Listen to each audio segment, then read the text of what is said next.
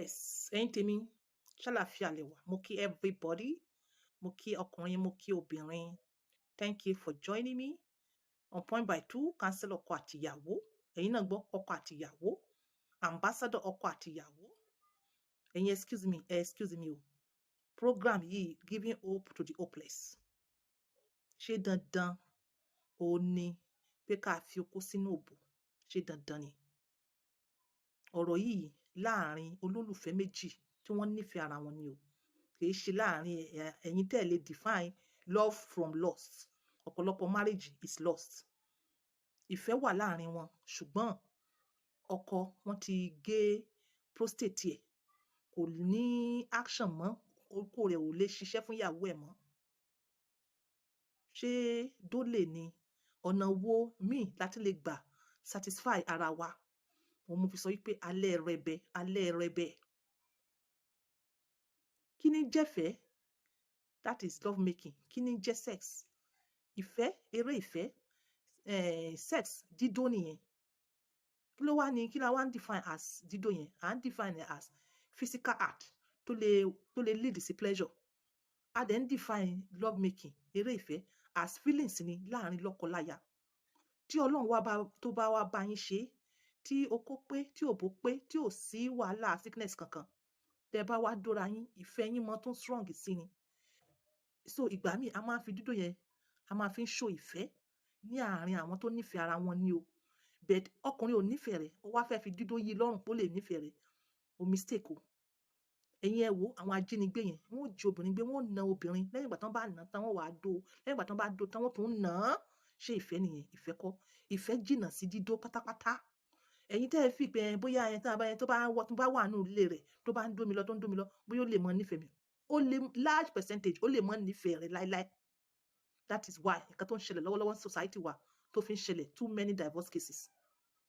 Okay, the case nǹkan bí tí mo wá ń lọ lénìí, àwọn tó nífẹ̀ẹ́ ara wọn tí ọkọ tí ò wá ní okó tó máa fi dóyàwó rẹ̀, ṣé bí wọ́n ṣe máa wà nìyẹn? Wọn ò lè máa wà bẹ́yẹn. Òun ni mo fi wá gbé topic yìí wálé ní again, fikarobo. Fikarobo tí mo sọ ń jọ ìwọ̀n yẹn ti health wisely ni fún obìnrin tí ọkọ rẹ̀ ti lọ nítorí side ibì kan tó ń feel lifeless. Mo fi gbé yẹn jáde. Eléyìí act ni. Okay, a lè dóra wa àti ká fokó sínú òbò. Okay, a lè fi ìka, a lè fi ròbó, a lè fi ìka, a lè fi dó òbò. Ìwọ ọkùnrin tó kó rẹ̀ ò ṣiṣẹ́ mọ́, o lè fi ìka rẹ̀, o lè fi dóyàwó ẹ̀. Tó bá jẹ́ wípé obìnrin tó dẹ̀ máa ń dà ní wàláhì, ó máa dà, ó dẹ̀ máa nífẹ̀ẹ́, ó dẹ̀ máa jòkó, kò ní lọ ibì kankan. Tó bá sì jẹ́ pé ẹ̀yin obìnrin tẹ́ ẹ dà tára yín ti gbẹ ni, a ní ẹ wá kàn sí wa, ẹ jẹ́ ká fún yín ní herbs tó máa jẹ́ kára yín máa gbé fúkẹ́fúkẹ́. Yes, you still need it no matter what. Part of happiness nìyẹn. Part of nǹkan tó fi jòkó sílé ọkọ rẹ̀ tó okó rẹ̀ ò ṣiṣẹ́ nìyẹn. Ṣé lọ́rọ̀ tí mo sọ yìí, I have to be factual. Torí bá a bu ẹnu náà, ìyẹn ò ní kẹ́yìn kan wò àbí kẹ́yìn kan mọ̀ wò. Ẹ jẹ́ ká wà factual, káwọn kan mọ̀ nǹkan tá à ń sọ. Wọ́n ti ṣe operation fún ẹ. Kíní yẹn ò ṣiṣẹ́. Ṣé bí wàá ṣe fìyàwó ẹ̀ kalẹ̀ lẹ̀ nìyẹn? Kó dáa. Ẹ bára yín ṣeré ìfẹ́. Báwo la ṣe wá bára wa ṣeré ìfẹ́ ọjọ́ ń lọ? Ẹ jètè, ẹ hug, ẹ kiss, máa welcome ẹ pẹ̀lú happiness. Ẹ create moment fúnra yín. Eré ìfẹ́ la fẹ́ ṣe yẹn. Eré ìfẹ́ nígbà míì ọkọ àti ìyàwó tó bá nífẹ̀ẹ́ ara wọn. Eré ìfẹ́ ìgbà míì ó lè mọ́ involve pé fokó sí fòbò sí. Ẹ kàn ṣeré ìfẹ́, ẹ núnà fúnra yín. Another ways náà la fẹ́ núnà báyìí. So that marriage yẹn ò ní sún ìyàwó tí ọkọ rẹ̀ ò lè perform rárá mọ́. Tó bá ti lè lu ọwọ́ ẹ̀ tí ìyàwó rẹ̀ ti dà, wàláhì ó ti tán, ó ti bọ́nú pé wọ́n ń ro etí rẹ̀ fún okó. You understand? But obìnrin yẹn ní láti ginger ara ẹ̀. Ẹ jètè, ó lu ọwọ́ rẹ̀ náà ni. Fikarobo, fọwọ́ wọ̀yàn, fọwọ́ tẹ gbogbo ọyàn. No matter bí obìnrin bá ṣe dàgbà, tó bá ti ń lo herbs, ara rẹ̀ tó bá ti fọ́kàn yàn rẹ̀, ara rẹ̀ ó dìde. Fọwọ́ tẹ gbogbo ọyàn, Obìnrin tó bá lo herbs, kó tó débi ọyàn yẹn gan, ara rẹ̀ ó ti tutù. Obìnrin tó ń lo herbs. At this particular point, nídìí obìnrin tára rẹ̀ máa ń gbẹ. So ẹ̀yin ìyàwó tẹ́ fara yín nínú category yìí, ẹ need láti máa juicy ẹ̀yin náà.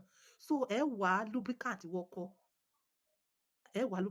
So ẹ fọwọ́ tẹ gbogbo ẹ fi tẹ orí ọyàn, wàá fara ọwọ́ ra gbogbo ara rẹ̀ pátápátá.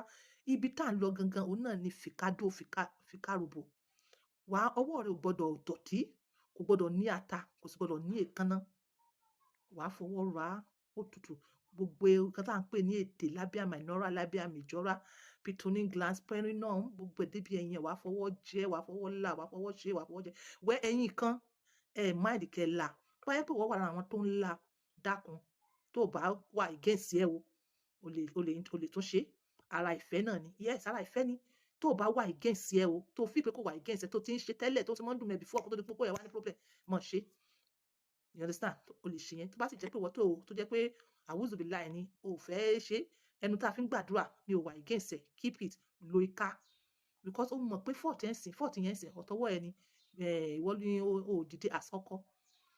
So wàá fọwọ́ ra, ọwọ́ rẹ̀ kò gbọdọ̀ gbẹ o, wàá fọwọ́ ra.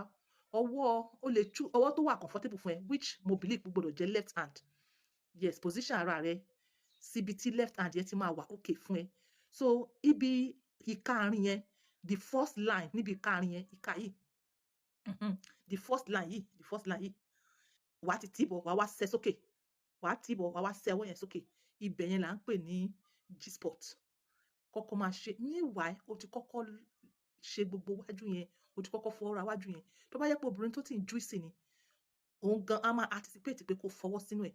So at that particular time, wàá fọwọ́ sínú, wàá gbọ́wọ́ rẹ̀, wàá kọ́nà ọwọ́ rẹ̀ sókè. Ibẹ̀ ni G-spot wà. O lè bẹ̀rẹ̀ díẹ̀díẹ̀ kó máa wojú ẹ̀ wò. Obìnrin yóò mọ̀ fún ẹ ní signal, either ń dùn mọ́ àbí kò dùn mọ́. Ibẹ̀ yẹn ni wàá wá mọ̀ pé kó increase intensity yẹn, kó increase ẹ̀ díẹ̀, or kó tún reduce ẹ̀.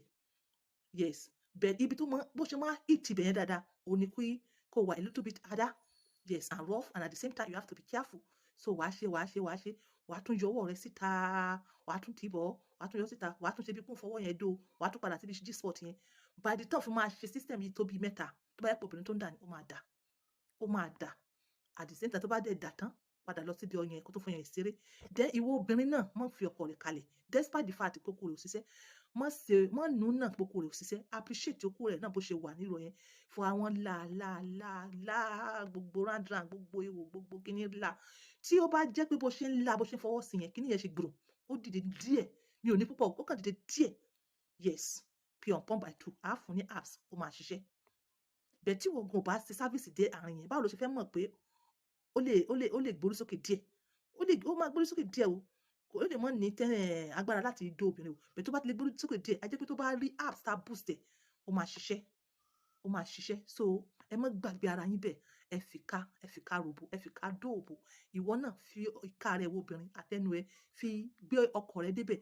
Bí ò tiẹ̀ lè dà, at least ó máa mọ̀ pé ó ṣe appreciate òun. You understand? And if there's any sign pé ó ṣe gbùrù díẹ̀, ẹ̀yin ẹ pe on pump by 2 tá bá boost ẹ̀, Ọlọ́run gba àkóso. You understand? So ẹ má fi ra yín kalẹ̀ bẹ́ẹ̀. Like seriously, dídó is not the same thing as love making. Yes. Eré ìfẹ́ ó yàtọ̀ sí dídó. Eré ìfẹ́ ó yàtọ̀ sí dídó. Ilé ìfẹ́ láàárín ọkùnrin àti obìnrin tó fẹ́ràn ara wọn. Love making láàárín ọkùnrin àti obìnrin tó fẹ́ràn ara wọn. Sex ó lè ṣẹlẹ̀, kódà ó lè bọ́ ọ̀tá rẹ̀, ó lè dó ọ̀tá rẹ̀. Dídó kọ́ nífẹ̀ẹ́. Ẹ̀kọ́ mọ́ sọ. Dídó kọ́ nífẹ̀ẹ́. Bí ẹ̀yin ọkùnrin tẹ́lẹ̀ ṣe lè dó ẹlòmíì, obìnrin míì náà máa ń dó ẹlòmíì o. Èmi ò encourage bad. Obìnrin lè dó ẹlòmíì tó jẹ́ pé kò dẹ̀ ní nífẹ̀ẹ́ ọkùnrin yẹn, kò dẹ̀ ní mọ reason tó fi ṣe náà. You understand? Èmi ò encourage bad thing o. Mo kàn ń try láti expatiate what is between dídó àti love making ni. You understand? So ẹ̀yin brother mi, ẹ̀yin sister mi, tẹ́ ní mọ́sálà pé okó yín ò dìde, ẹ má fi ìyàwó yín lẹ̀ bẹ́ẹ̀. Ẹ má ní ìyàwó yín rùn sí yín. Ẹ introduce another part of eré ìfẹ́. In fact, àwọn kan máa ń lo toys. Àwọn tó lè afford ẹ̀, wọ́n máa ń lo toys. Should in case tó lè wọ ò bá lè lo toys, ẹ lo ọwọ́, ẹ fi ká ròbò, ẹ fi tè jẹ́. Bó bá fẹ́, ìwọ náà fọ ọwọ́ rẹ fi ká sókè. This is giving hope to the hopeless. You understand? Enough of this. Ìyàwó mi ti sùn, ìyàwó mi ti rùn sí mi. Kí ló dé tí ìyàwó rẹ fi rùn sí ẹ? Maybe you are the one having the problem. Yes, this is on point by 2 using my words for this. Bye.